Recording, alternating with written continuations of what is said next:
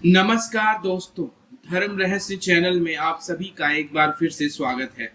आज के इस वीडियो में हम लोग भगवान शिव, उनसे जुड़े हुए सावन के महीने, उसमें की जाने वाली शंकराचार्य द्वारा कृत शिव स्वर्णमाला स्तुति के विषय में जानकारी प्राप्त करेंगे और कैसे भगवान शिव को हम प्रसन्न कर सकते हैं, भगवान शिव और सावन का आपसी संबंध क्या है, इन सब बातों के विषय में हम लोग चर्चा करेंगे।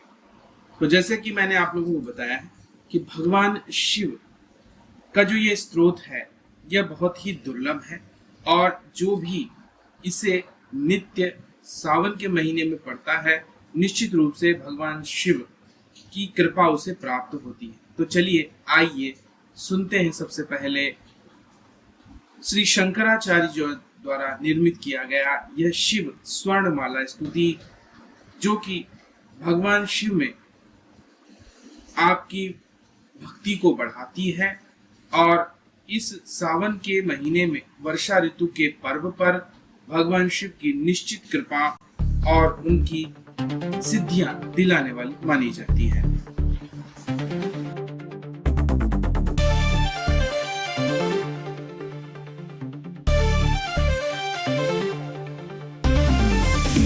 गिरीश नरेश परेश महेश बिलेश भूषण भो सांब सदा शिव शंभो शंकर शरणं मे तव चरण युगम। उमया दिव्य सुमंगल विग्रह या लिंगित वामांग विभो सांब सदा शिव शंभो शंकर शरणं मे तव चरण युगम।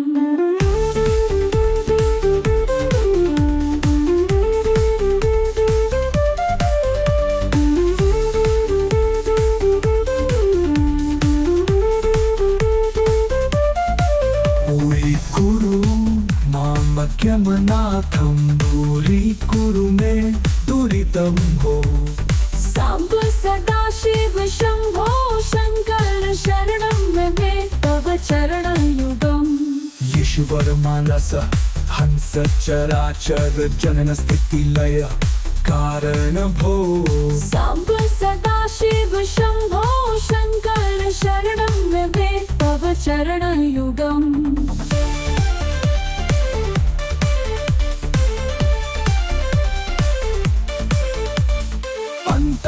करण विशुद्धि भक्तिं च त्वयि सति प्रदेहि विभो सांब सदा शिव शंभो शंकर शरणं मे तव चरण युगम। करुणा वरुणालय मयि दासो दासस्तवोचितो नहि भो सांब सदा शिव शंभो शंकर शरणं मे तव चरण युगम।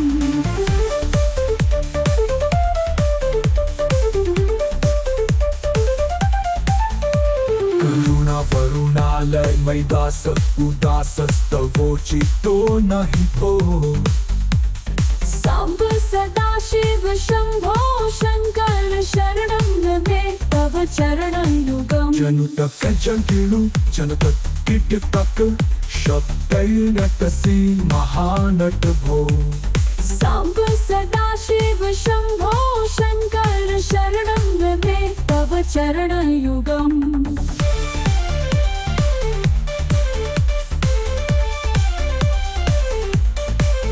धर्म स्थापन दक्ष त्र्यक्ष गुरो दक्ष यज्ञ शिक्ष हो सांब सदा शिव शंभो शंकर शरणं मे तव चरण युगम। बलमारोग्यं चायुस्त्वद्गुण रुचितं चिरं प्रदेहि विभो सांब सदा शिव शंभो शंकर शरणं मे तव चरण युगम।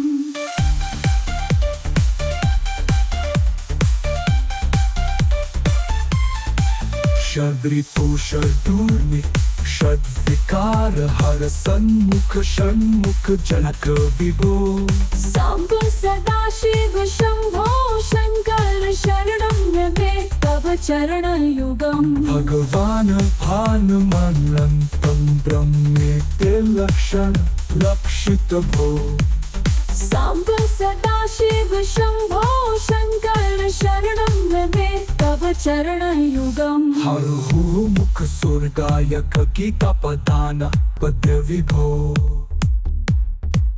साम सदाशिव शंभो शंकर शरणं मे तव चरणयुगम्। आपने इस स्तोत्र को सुना।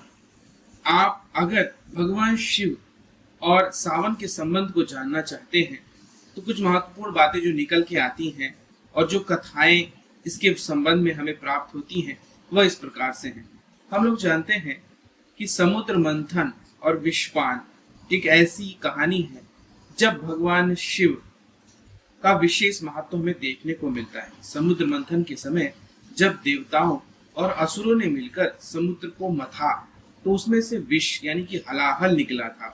इस विष के प्रभाव से संपूर्ण सृष्टि संकट में आ गई। सभी देवता ऋषि मुनि भगवान शिव के पास गए और उन्होंने इस विष के निवारण की प्रार्थना की। भगवान शिव ने इस विष को अपने कंठ में धारण किया जिसकी वजह से उनका कंठ नीला हो गया और वह नीलकंठ कहलाए।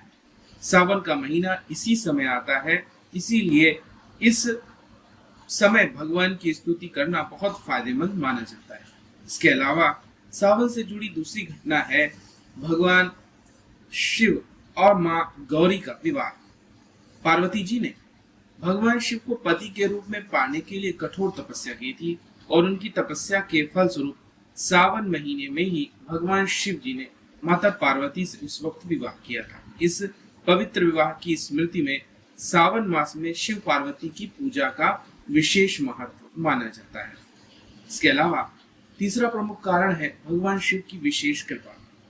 सावन मास में भगवान शिव पृथ्वी पर विशेष रूप से विचरण करते हैं और अपने भक्तों को आशीर्वाद देते हैं। इस महीने में शिवलिंग पर जल अर्पण करने से समस्त पापों का नाश होता है और मनोकामनाएं पूरी होती हैं।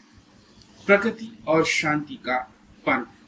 सावन महीने में प्रकृति हरी भरी हो जाती है, भगवान शिव की प्रसन्नता का प्रतीक माना जाता है। इस समय विशेष रूप से शिवलिंग पर जल और बिल्व पत्र चढ़ाने का महत्व है। इसके अलावा पांचवा प्रमुख है वह है श्रावण का सोमवार का व्रत। सावन के महीने में सोमवार का जो व्रत होता है उसे रखना बहुत ही शुभ और फलदायी माना जाता है। श्रद्धालु पूरे सावन सोमवार का व्रत रखकर भगवान शिव की आराधना करते हैं। अच्छे पति की प्राप्ति हो या अच्छी पत्नी की आपकी इच्छा हो, भगवान शिव अवश्य उसे पूरा करते हैं। इसके अलावा आध्यात्मिक महत्व की बात की जाए तो भगवान शिव विष के कारण असंतुलित अवस्था में आ जाते हैं। इसीलिए प्रकृति रूपी माता गौरी, माता पार्वती जो स्वयं माता पराशक्ति का अंश है, जल रूप में वर्षा करके उस शिव तत्व को ठंडा करती हैं ताकि वह गर्मी शांत हो जाए और उस विष का प्रभाव समाप्त हो। इसीलिए शिवलिंग पर इस वक्त जल चढ़ाना बहुत शुभ माना जाता है। प्रकृति तो पृथ्वी पर जल चढ़ा ही रही है, शिव तत्व पर जल चढ़ रहा है, लेकिन आप भी अवश्य भगवान शिव के शिवलिंग पर जल चढ़ाकर उन्हें शांत और प्रसन्न कर सकते हैं।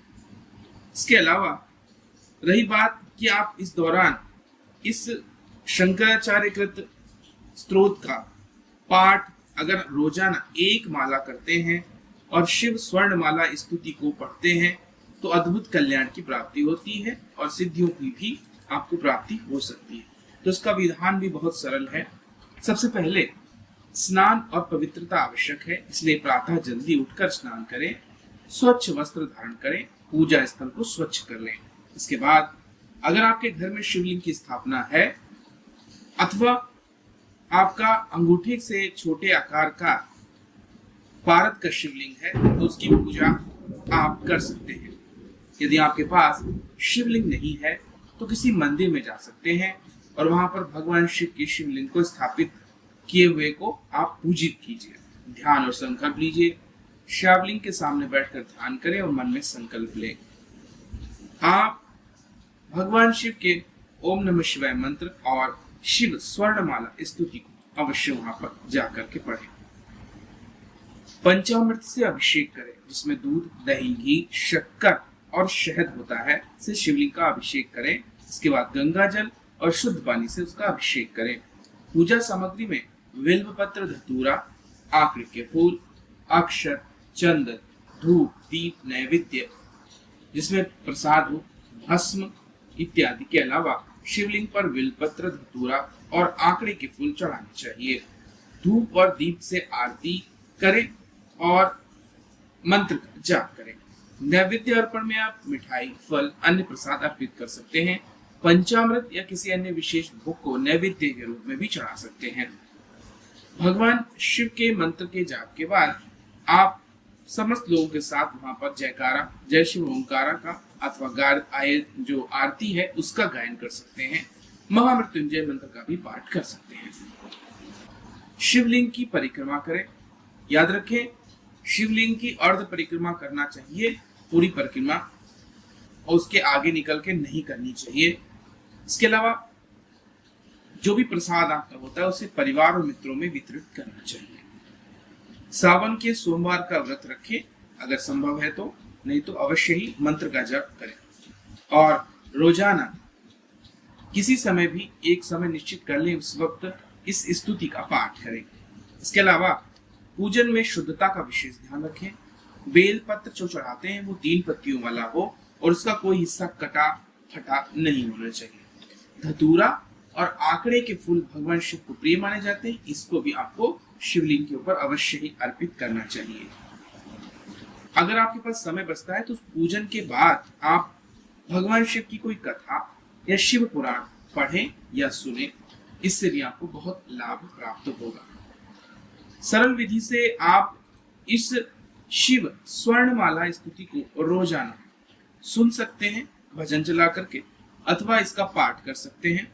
इससे भगवान शिव की विशेष कृपा आपको मिलती है। रोजाना एक माला जाप करने से आपको इस मंत्र की सिद्धि भी होती है और अद्भुत प्रकार का फायदा आपको इसमें देखने को मिलता है। भगवान शिव की विशेष स्तुति के लिए इस स्तोत्र का पाठ करना चाहिए और इस साधना को पति पत्नी दोनों लोग साथ में बैठ करके भी कर सकते हैं और स्तोत्र को पढ़ सकते हैं। इससे अद्भुत लाभ उन्हें देखने को मिलेगा। भगवान शिव को किसी भी प्रकार से प्रसन्न करें, वह तो भोलेनाथ हैं, अवश्य ही प्रसन्न हो जाते हैं। और तांत्रिक साधनाओं के लिए इसी समय से लेकर के दीपावली तक के समय का ये जो पूरा क्षेत्र है, समय है, क्योंकि इस वक्त बहुत सारी तांत्रिक शक्तियां जाग जाती हैं, तो साधना करने के लिए अच्छा और उत्तम समय माना जाता है, जिसमें यक्ष, यक्षिणी, किन्नरी, देवी देवता, इसके अलावा योगिनी, भैरवी, अप्सराएं इत्यादि बहुत सारी शक्तियां सम्मिलित हैं। और इन सब को अगर प्राप्त करने या सिद्ध करने की इच्छा है तो भगवान शिव को प्रसन्न करना अनिवार्य है, क्योंकि तंत्र के सबसे बड़े देवता वही माने जाते हैं, उन्हीं से तंत्र का विकास होता है। आप सभी का दिन मंगलमय हो। जय मां पराशक्ति।